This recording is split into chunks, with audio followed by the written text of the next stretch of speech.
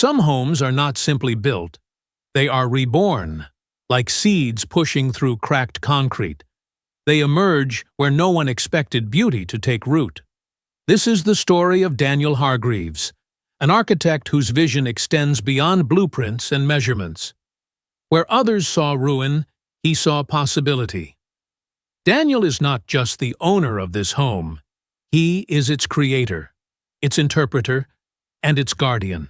What stands now as a luminous modern dwelling overlooking the park once cowered as a forgotten garage.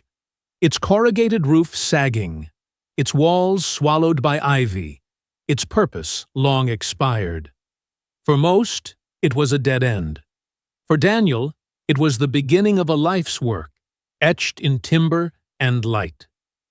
Daniel's journey to this place began almost by accident. He had walked past the derelict garage countless times on his way to the park, where the old trees bent into the wind and the seasons painted the grass in constant change. The building was little more than a storage shell, neglected, half-collapsed, and yet stubbornly standing. While others turned away, he paused. Perhaps it was the way the evening sun filtered through the gaps in the broken slats, falling like a cathedral's fractured stained glass upon the cracked concrete. Perhaps it was the sheer contradiction, a place so desolate, resting so close to the expanse of the park, where life overflowed. He was drawn not by what it was, but by what it could become. The purchase was modest, almost unremarkable. To friends, he had acquired nothing more than a patch of wasteland. Yet Daniel carried with him a vision. He wanted a home not defined by scale or grandeur, but by intimacy, by harmony with its site.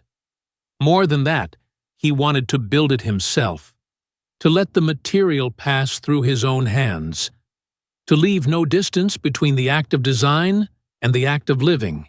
His choice of material, CLT, cross-laminated timber, was deliberate. It was sustainable, low in embodied carbon, yet rich in warmth and character. To Daniel, timber was alive. It bore scent, it carried memory, it shifted with time. In it, he saw not only ecological responsibility, but a chance to construct a home that felt like an extension of the park's living fabric. The transformation of the garage into a dwelling was not smooth. The garage resisted, as if reluctant to surrender its identity. Daniel began by dismantling it piece by piece, discovering fragments of its past. Old, rusted tools left behind, layers of oil-stained concrete, graffiti scrawled across a hidden wall. These remnants told of years when the building had been useful, and decades when it had been forgotten. He salvaged what he could, embedding small artifacts into the soil beneath the new foundations, like offerings to the memory of the place. Then came the timber. The CLT panels arrived not as abstract material, but as monumental slabs, each one cut precisely, each one holding the latent possibility of space. Lifting them into place was like assembling the bones of a new creature, fragile in its early stages, yet slowly gaining form and weight. Designing as both architect and client, Daniel had to confront the realities of compromise. The site was tight, hemmed in by neighboring gardens, leaving little room for expansion. Instead of resisting, he embraced constraint. The home rose upward rather than outward, slender but light-filled, its windows opening generously toward the park. The greatest challenge lay in balance. How to create modernity without arrogance? How to honor the site's rawness while weaving in comfort? He chose restraint, a palette pared back to timber, glass, and concrete. No ornament beyond the grain of the wood, no excess beyond the essential. Inside, the old garage's gloom was banished. Where once oil fumes lingered, now daylight floods. The central living space feels almost like a clearing in a forest, open yet sheltered, every surface touched by the warmth of wood.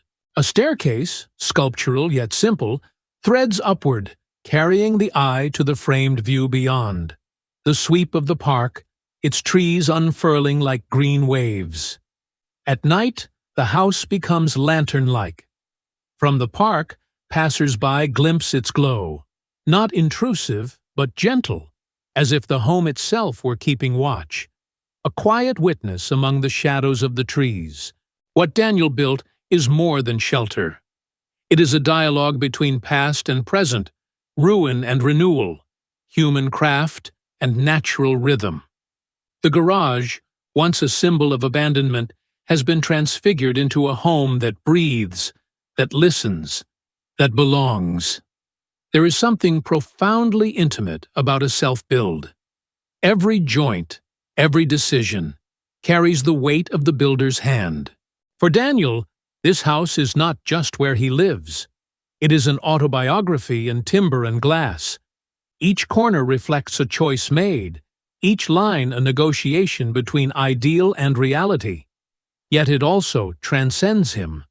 By building with CLT, by orienting windows to frame the park, by limiting energy use and respecting the land, Daniel has aligned his own story with larger narratives, the urgency of sustainability, the responsibility of architecture to heal rather than exploit, the timeless human desire to live in harmony with nature. The uniqueness of this home lies not in extravagance, but in restraint. It whispers rather than shouts. It invites reflection. How often do we overlook spaces with potential, dismissing them because their surfaces are scarred? How often do we chase novelty, when renewal may lie in the very ruins we neglect? The home also carries with it the invisible layers of time. Beneath its clean lines lies the memory of a garage that once rattled with tools, that stood in silence as the world changed around it. The transformation is not an erasure, but a palimpsest, an acknowledgement that architecture is always written over what came before. And perhaps that is what gives the home its quiet power.